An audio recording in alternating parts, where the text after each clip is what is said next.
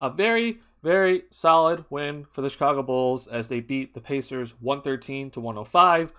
This was a game that's been a while since the Bulls have played, and you can kind of see that there was some rust on some players, but the Raptors game got postponed, so the last time the Bulls played was against the Rockets, and we had some players coming out of COVID protocol.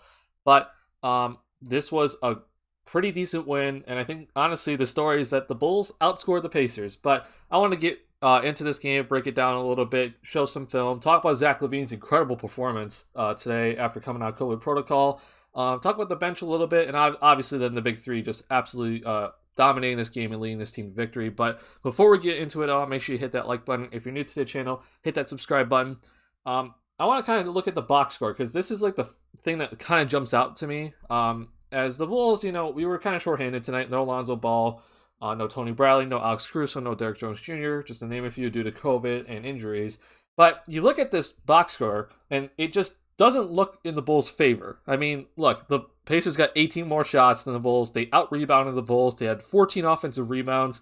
They had 6 more assists than the Bulls. They had more steals. They had less turnovers, and they also fouled less.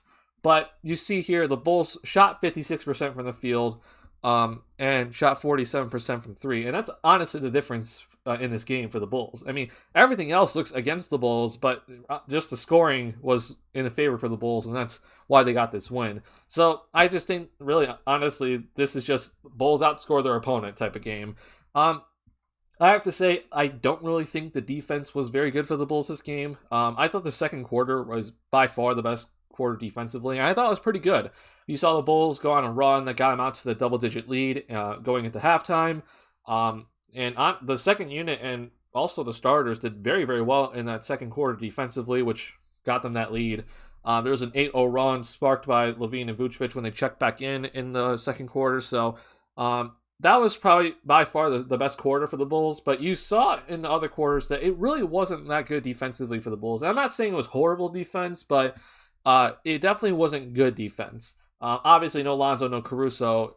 That it definitely hurts the defense. So it's kind of interesting to see that. But honestly, even though the Bulls defense wasn't fantastic tonight, the Pacers still really struggled. And also, they really struggled from the three-point line, which definitely helped this Bulls team get the victory. Pacers had some wide-open shots from 3. They just didn't knock it down. But I will give the Bulls credit for this on defense. They made sure that the guys that can't shoot the 3 were left open. I mean, for example, Torrey Craig got some wide-open 3s tonight. And that's okay in my opinion. If you let Torrey Craig take open 3s, that's fine. But you can't let guys like Justin Holiday get wide open from 3. And he had a couple wide open looks that he just flat out missed. But I honestly just think that the big 3 led the Bulls to this victory tonight. Moving forward, I do think the bench needs to step up a little bit. I think the best person off the bench was Io. Obviously, Kobe's in the starting lineup, so you're kind of missing some scoring from the bench with Kobe in the starting lineup. But I thought Io did a good job tonight. He ran some point. I said that in my pregame that I think Io was going to run some point with Lonzo out, and he did. Another person I think played pretty well, but didn't really show much in the box score was Tyler Cook. I said he's probably going to get some minutes at center or just play some minutes in general with Tony Bradley out, and he did. And I think he honestly played pretty well, mainly defensively. You saw that he was really giving Turner and Sabonis some problems when they try to post him up. And that's actually good to see because he's an undersized big. But the story of the game is Zach LaVine leading the Bulls, 32 points, 12 of 18 from the field, incredible efficiency, and just honestly incredible game from Zach. And he's coming out of COVID protocol, and he looks fantastic. So great to see Zach LaVine back out there. And he honestly, I think from start to finish, he was just leading this game. I don't really have much. I had no issues with Zach LaVine tonight. Obviously, the turnovers, he had 4 tonight, but that's just honest. That's just you just have to live with Zach LaVine and his turnovers. I mean, every star player is gonna have that. But other than that, I mean, I thought every shot he took was fantastic. I thought he actually played pretty decent defense tonight as well. And he was by far the best player for the Bulls tonight. DeMar DeRozan obviously at 24, and he was phenomenal again, especially to start that fourth quarter. And Nikola Vucevic, this is the 3rd game in a row for Vucevic where he played really well. He shot 7 for 10, 16 points, 15 rebounds. That's what you expect from Vucevic. And to add on top of that, he did a really good job on Sabonis today. And I will say Sabonis definitely missed some easy shots at the rim, but he did not make life easy for Sabonis. Sabonis was actually having some trouble going through him on the block, and that's, good to see. But main thing that I was looking at tonight was the pick and roll defense, because the pick and roll gives Vucevic a lot of problems, especially when he faces a big man that is a really good scorer like Sabonis. But I thought they did a pretty good job with that tonight. Obviously, Brogdon is big, but it just seems like no matter what, the pick and roll is always kind of that thing when there's when the big man is a threat to score. So good job by Vucevic all around this game, and he didn't really get that many shots up in the second half, but he set the tone for this team, and I'm really happy to see that. But kind of just looking at this Bulls box score just a little bit more. The assists are not where you want it to be. We're kind of used to the Bulls seeing we're used to seeing 23 or 24 assists from the Bulls. They're currently sitting 15th in assists, which is actually kind of lower than I expected. But we need to see this go up a little bit. And that's the reason why I just said the big three really just led this team to the win. And it was much needed because the other guys really weren't contributing except for Javonte Green. So moving forward, because the Bulls play the Atlanta Hawks tomorrow, the bench needs to step up because the big three can do this, some nights, but they can't do this every night. Just looking at this box score quickly, I mean, the big three had 72 points tonight out of the 113. So I'm looking at some of these other guys to really step up. I said that I thought Io played really well, and I think he honestly did. But the other guys, I'm looking at Troy Brown Jr. Looks like Matt Thomas is going to be in this rotation. But whoever else comes off that bench needs to step up moving forward because this big three can do this, but we need other guys to step up while Lonzo, Caruso, Derrick Jones Jr. are all out. But overall, though, I'm really happy this win. This was a very, very solid win for this Bulls team. And as you see right here, they are now 10 games over 500. So awesome stuff to see. This was Chris Fleming's first job, or first time as head coach, excuse me. And I think he did a pretty good job. He honestly just looked like he was running Donovan's rotations, and that was great to see. I was happy that he didn't try to exert his own philosophy on this team tonight and go away from what Donovan does. I don't really know too much about Chris Fleming, but I said in 2 videos ago that I'm not that big of a fan of him because he was a coach under the Boylen era. And I heard he was running the offense under the Boylen era, and the offense obviously was horrible under the Boylen era. But, he just ran the rotations tonight. He let the players just dominate the game and let them do their thing, and that's all I can really ask for. So, A+ from Chris Fleming tonight. So he did a phenomenal job with everything. It is thundering, so if you hear that, I apologize. But just a couple of stuff to break down here. This play right here, I just kind of want to show right off the bat because this is stuff that we've been seeing all year for Vucevic specifically. I'm talking about this sort of shot that he gets right here. We've seen this all year from Vucevic that he gets this shot, but he hasn't been knocking him down. But in this clip, he actually does knock it down, and when he knocks this down, it opens up the entire offense for this Bulls team, and it basically becomes unguardable when you have the big three out there.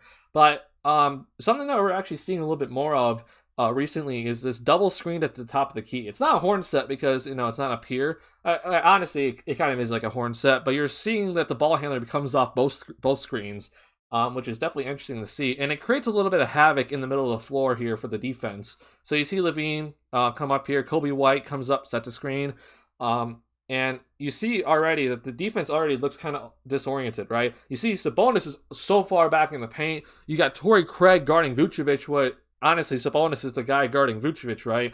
So LaVine comes off the screen right here, and now you see Torrey Craig picks up LaVine, and now Sabonis has to come up a little bit to guard LaVine, but then Vucevic sets that screen on Torrey Craig, and as you see right here, this is just hard to guard for the Indiana Pacers.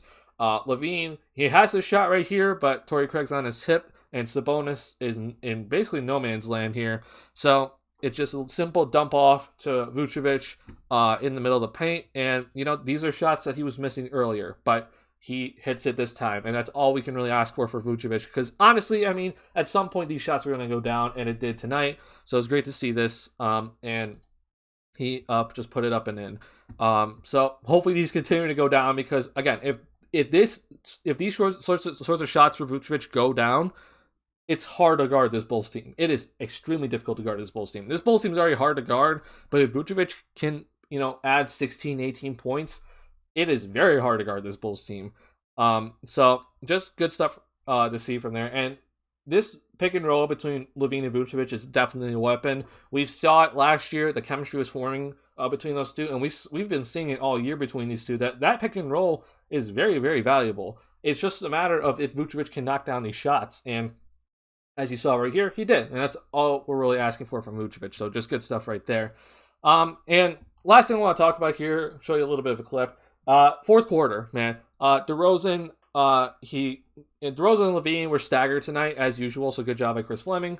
But as we saw again tonight, and we've seen this all year from DeMar DeRozan, he starts that fourth quarter, and it's just a completely different game. Forget whatever happened earlier in the game. It's crunch time, and even though it's not technically crunch time, it's the start of the fourth quarter. He still takes over the game.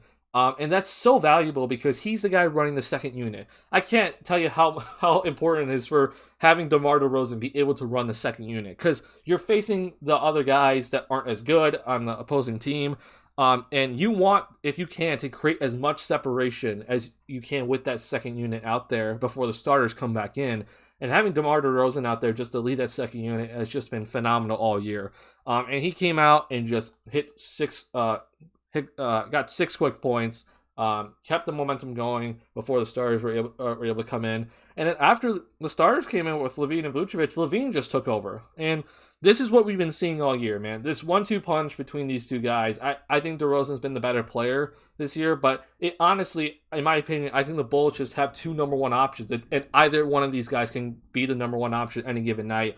And that's just so valuable to this team, because we saw DeRozan take over when he was out there on the court by himself, and then when he came out, LaVine comes in, we saw LaVine take over. And that's honestly all you can ask for from your 2 All-Stars. So something that I've been really liking to see, and LaVine's been doing this a little bit more this year, is that he's been going into the post a little bit. And this is big because you see like all these guards or like perimeter players that were all-stars, like they all have some sort of post-up game. I mean, look at Michael Jordan, Kobe Bryant, right? But also, I mean, guys like Kevin Durant, Tracy McGrady, these guys all have a post-up game. And having that post-up game just adds another element to your game. And specifically for Zach, I think this is big because you can see with Zach, like, he can get a shot at any time, right? But what can hurt him is the turnovers, right? You do not want him always driving so hard because he can turn the ball over. His handle isn't always that trustworthy, right? But something that can help Zach create that penetration without having to be at the top of the key and trying to break down his defender is the post-up game. And posting up is a form of ball penetration. It puts the ball behind the defense, and the defense has to react. Their heads have to turn towards the ball, and you can get a lot of weak side movement and whatever, but it just creates a really hard thing for the defense to guard. And right here, this is off, I think, a missed shot from the Pacers, and this is something that DeRozan has done his entire career, is that you get the ball, and you go right into the post. And you just say, hey, clear out the side, everyone get out of the way. This is good job by Vucevic to be at the top of the key, because if he's in here, right, that allows Sabonis to come over and help easily. But if Vucevic is over here, then if Sabonis comes and help, pass it back out to Vucevic for a wide open 3. But you see here, you just clear it out. This is a good cut by Isle right here as LaVine goes up for the shot, is that he's cutting to keep the defense moving, and because these guys everyone's looking towards LaVine, right? So you're able to move off ball like this. But you see right here, LaVine can do this. And this is definitely something he worked on in the offseason. And I'm so happy that he's added it into his game, that he just backed him down, took his time. And he did the fadeaway over the left shoulder. Honestly, just phenomenal by LaVine. And I hope to see more of this, because DeRozan, we've seen this, right? We've seen DeRozan be able to do this. But if Zach LaVine can add this to his game and continue to do it, oh man, I mean, it's just gonna be like, especially in the fourth quarter, that is just incredibly valuable. And I'm hoping that it pays off for this Bulls team. So good win tonight for the Chicago Bulls, 113-105 over the Pacers. They face the Atlanta Hawks, who are currently dealing with a lot of people in COVID protocol. They're kind of going through what the Bulls just went through a couple weeks ago. So bench needs to show up a little bit more. It is a back-to-back. We're in Atlanta, so hopefully the Bulls get that win. And then we face the Atlanta Hawks again 2 days later. So hope you guys enjoyed this video. If you did, Hit that like button if you're new to the channel. Hit that subscribe button. I'll see you guys in the next one. Peace.